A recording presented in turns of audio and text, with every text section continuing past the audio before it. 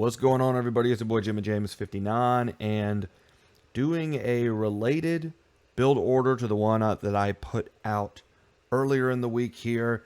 This week our theme is build orders that have been inspired by the pro player St4rk. So last time I showed you the Men-at-Arms build order that he innovated. What I'd like to do this time is actually show you something a bit more of a variation that I came up with that I use in my gameplay when I'm playing as the Japanese. So, as you know, Men-at-Arms rushing, militia rushing is really all the rage in today's meta. I feel like I rarely ever get scout rushed anymore, and part of the reason for this is that scouts just feel a little slow. I mean, even if you go 20 pop scouts, it's going to take you 15-20 seconds to get the stable up.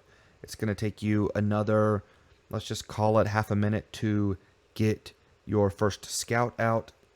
And all of a sudden, you could have at the 10-minute mark, given how aggressive the meta has become, and you see a lot of 21, 20 pop Men-at-Arms rushes, you could have 3 Men-at-Arms and a spear in your base by the time you have 3 or 4 scouts out, and that's not an army that you can fight. And then you also have archers bearing down on you, so the Men-at-Arms rushing has become extremely common. And so one of the things, given that in Age of Empires 2 is a strategy game, and in any strategy, right, you're playing your best response. One of the best responses actually to Men-at-Arms is to do an archer defense. So, because if you can start getting archers out when your opponent has Men-at-Arms and they haven't started making archers, you might be able to get to a better mass. And so when they're transitioning from Men-at-Arms into archers, you will be able to always have more of them. So it's a really nice play to be able to do and recognize when you need to do that. And so that's why I've taken St4rk's build and introduced a variation to it that goes for an archer defense. I'm making a specific choice not to call this an archer rush because we're not really playing offensively here. You want to play defensively. And so if you think you're going to be Men-at-Arms rushed by a civilization, say for instance the opponent in this game will be Malians. Malians usually very good at going up on, say, 21 pop Men-at-Arms because their buildings are a bit cheaper. So if you find yourself in that situation, you may want to go for some kind of really fast archer build. So that's going to be something that you want to have in your toolkit, especially in today's meta in the game. And we're going to go ahead, right? I have the build order up here on the screen. You can go ahead and pause it, but let's go ahead and jump into it. It's very similar to the build order that I posted a few days ago, the St4rk Men-at-Arms build that you can do into archers or towers, anything you want. But today we're going to be looking at the St4rk-inspired 20 pop archer defense with Japanese. So let's go. Okay, so we're getting our houses up, and what we're going to be doing is going for 6 on sheep, very standard. And let's for a moment take a look at our map. Ooh, kind of going a bit out there, right? So we're finding resources. We have front berries. That's not something that I like a lot, but we have some back wood lines here, which are pretty good. And this back gold, right? This back gold here is going to be really, really nice for our archer defense. Our opponent has a pretty nice base as well. They have the berries. They're in the front, but they are kind of shielded by this wood line. And our opponent has a back gold as well. So our opponent has actually a really nice base. I think our opponent has a much better base than ours, actually. They have 4 wood lines here. 4 very nice, thick wood lines, like an early 20th century mustache on an aristocrat. I mean, these are Theodore Roosevelt wood lines here. We're a bit open, I think. But it's still not a bad map. We have the back gold, and that's probably what's most important here. Okay, so now what you want to do, you get the 6 on sheep, and then instead of going to wood, in this variation, right, this is the St4rk variation, you send your next 4 villagers to berries, right? So we're going to get that food income in much, much faster. And as you can see, right, we have 3. That means we're going to have 1 more as we're going around and finding our sheep. And I am not going to lure a deer into the town center. That wouldn't have been the worst play here. You're going to see me find these sheep and I will have the time. But again, part of doing the build this way is to show you that you don't need to lure deer in for this build, but also to emphasize, and I think that this is really important, something that Harris mentioned a few times, that you really need to be careful with luring deer because you're sacrificing scouting time. And if you're going to play a more defensive strategy, you're going to want to keep in mind that you need to keep track of your enemy's army and know where they are and have a sense of what's coming. So for that reason, I think when I'm playing an archer defense, as this villager is contemplating his life for a moment. Oh, good. Okay. Gonna live after all. Hopefully, at least. So when you're going for a more defensive play, you want to track that enemy army. And so that's something we're going to try to prioritize here. Now, after getting the boar in, building the house, we're going to get 5 on this lumber camp. Right, so this is just like the build I posted earlier the week. As we're finding, right, we're out at our opponent, we're scouting our opponent, we're looking what they're going into, right, we're taking a look at things, and very interesting. Okay, we see the berries here, just, you know, kind of a little bit of cuddling there going on, nothing too apropos. And so we know we've got this forward wood line here, and that's some good, solid information that we have on what our opponent's got going on. And I'll show you my vision here. Like, we don't see... I think I saw the... Yeah, I know I saw the elephant. So I knew the TC was here anyways, right? To take a look at what I'm seeing in the shadows. I thought maybe I could work to deny it a little bit, but it really wasn't going to happen. But I'll tell you this, though. What it did tell me is that if he's luring in his second deer, then we, on the other hand, we already have our second deer in, so we know about where he is in the build. Again, this is good information, right? So it's one of the reasons why, actually, now I'm going to bring this scout around. I want to see if he's going to gold, where he's going to go to gold, because I'm trying to figure out what he's going to do and where his army is going to be, right? So that's the point of this scout, and you're going to see, right, as we bring the scout around, what I'm doing with this scout is I'm actually looking for a barracks because I know where he's at in the build, and if he's going for men-at-arms, he should be trying to put a barracks up pretty shortly, right? And lo and behold, right, we see it. Okay, so now what we want to do, right, we're going to sacrifice a little bit of HP on the scout because I'm trying to delay the timing of his militia or men-at-arms, right? And he's going for what looks like a 22 population build, right? So that is what we see here. Now keep in mind, look, for us, right, we're all the way up to feudal age because we got the 5 on wood, and then what we did, we sent the rest of our villagers to food because we don't need to send them to gold yet. We can get that during the transition. Once we clicked up, right, we put 3 on gold. We're trying to get more on wood. Right now we have 8. I should put I think it's about to happen now, put a 4th villager on this lumber camp, but we're just dwelling on these things for a little while, just hanging out, garrison in the town center, you know, like someone does, right? And so this scout, right, there was again a bit of a scout fight that we observed from earlier, and right, so here we are, we're getting our 9th, right? We're going to try and get to 10 on wood here.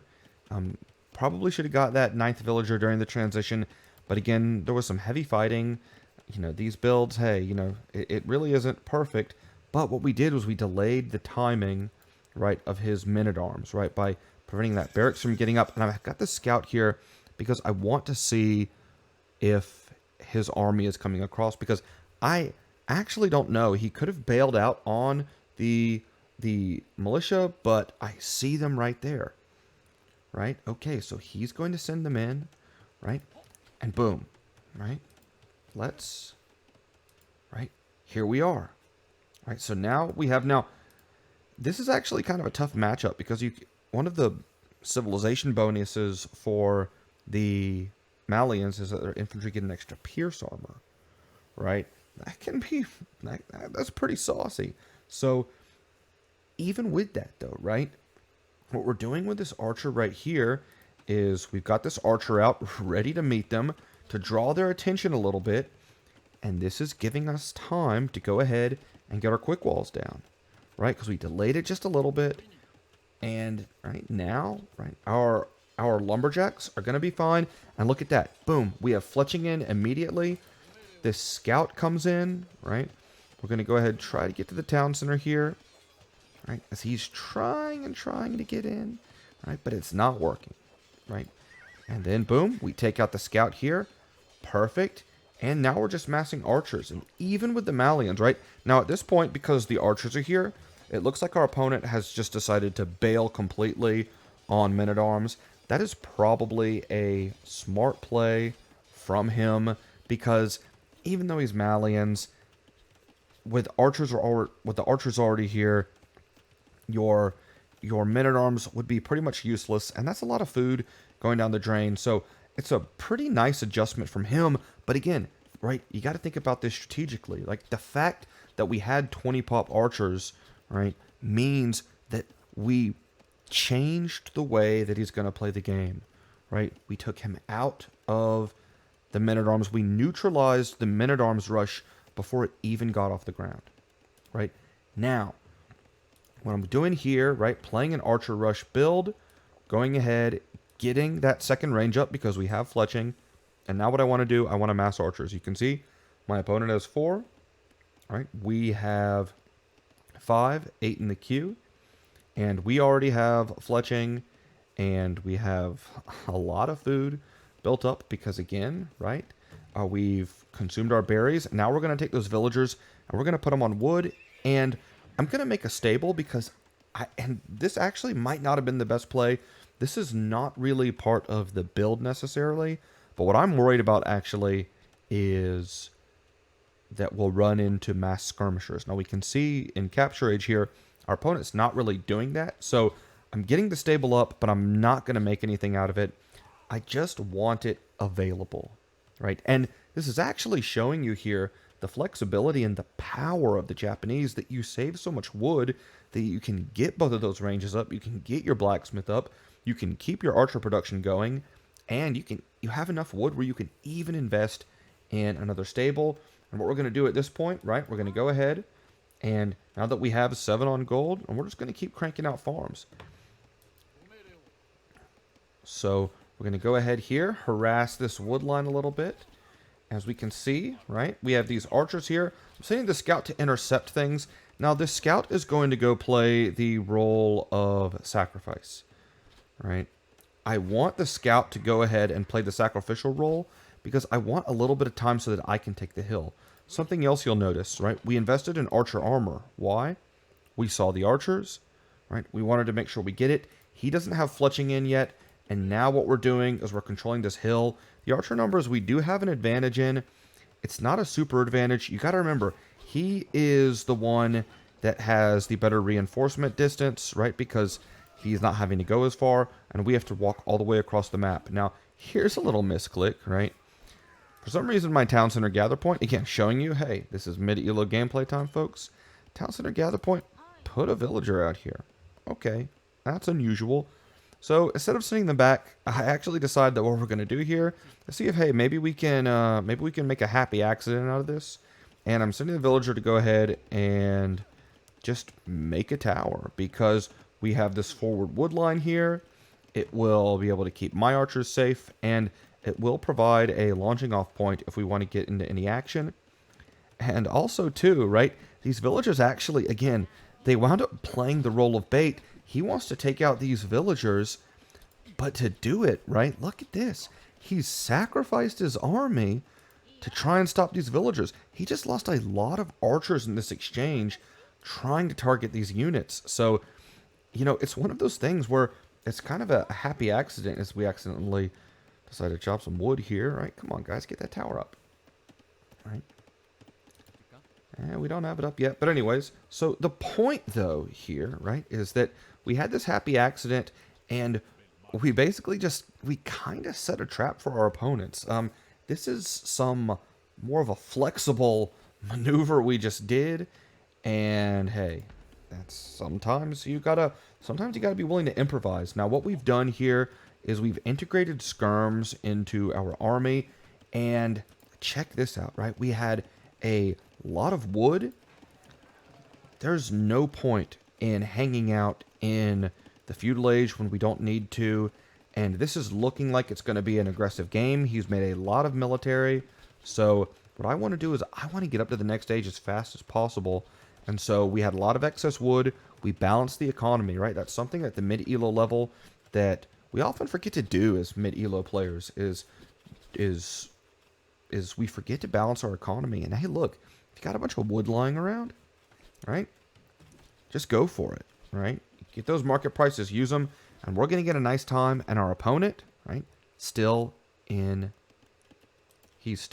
the feudal age. And we are well on our way up. And really what we're just trying to do here, play a little bit of defense. Our opponent wound up getting a tower up. Hey, that's fine. What are we doing right now? We're delaying his economy. And look, right, our opponent, he could easily be getting a market up as well. I don't see one, right? But again, we had the foresight to think about this. And so again, when the game gets really hectic, you want to think about, you want to try and get your wits about you, right? And that's one of the things, as you get better at the game, you start developing your hotkeys, that sort of thing, you can just become better and have a greater ability to think about more things. Look at this micro nerd. I love it. I love it. Now, right, keep in mind, we do have a lead in our military here, and boom, we're just going ahead. We're getting the things that we need to already. We still have an excess of wood here, and so what we're going to do, you're going to see me at some point. It might be with this villager. Well, we'll see. Oh, yeah, it is with that villager. We're going to go ahead, get a university, because we think the fighting is going to be hot and heavy, right? And what I want to do is I want to start trying to get a villager lead. So the play here right now is to go ahead, see if we can sprint out to a lead. And our opponent here, right, he's very surprised that he's in this position, right? Now, he doesn't know that we just spent a lot of wood to get up to the next stage, right? So he's pretty confused, but if he looked at his wood, he could probably figure out what we did, because he has a big excess of wood going on here as well. And so there's a Michael Scott joke somewhere in there. For those of you who watch The Office, I'll let that play on your memory. But now, right, this was kind of a weird situation. I thought that we were actually be in at this point, but it looks like that this blacksmith here and this archery range, I clicked in several times and was just never able to, so they must be connected. I think he built this blacksmith a little later, so there just wasn't a hole in here. So we have to go up here to make the hole, and boom, now we get ballistics. So we're going to have ballistics. So he's going to be up to the castle age soon, right? But we're going to be able to micro his army down because we have ballistics, and that should enable us to keep the big lead here, right? Now, we're setting up forward siege, right? We're going for this right here because, again, right now, this is all about applying the pressure. We were playing defensive to open up feudal age, but when it comes to opening up in castle age, well, we're going to go on the offense, right? We have these crossbowmen here, and he's relocating a lot of villagers. We're going to go ahead and take these out. We have ballistics, so these guys will go down. I think he realizes that we have ballistics now, and our opponent calls the GG, and there you have it. So this is that example of the defense. The defense, if we take a look at these statistics here, right, you can see, right, pretty good uptime here. Just a few seconds off of a perfect uptime, and there you have it. So we were able to use this setup inspired by Stark to go ahead and defend against the men-at-arms rush that was coming. So I really hope that this video helps you. Again, there is so much men-at-arms rushing going on in today's meta that you want to think about how to counter it. And in my experience, just going straight archers and playing for a very defensive opening to feudal age is a really nice way to deal with it. And the Japanese have a very unique start to that. There are other civilizations that you can do 20 population archers with. Japanese are not the only one, but in my experience, they are one of the better ones because they just have such a flexible tech tree, and they also have a nice setup in the castle age with a lot of different units you can go for. So with that, I'm going to go ahead and end the video. I hope this video is helping you in your gameplay, and it can help you get out there on the ladder and get after it. Peace.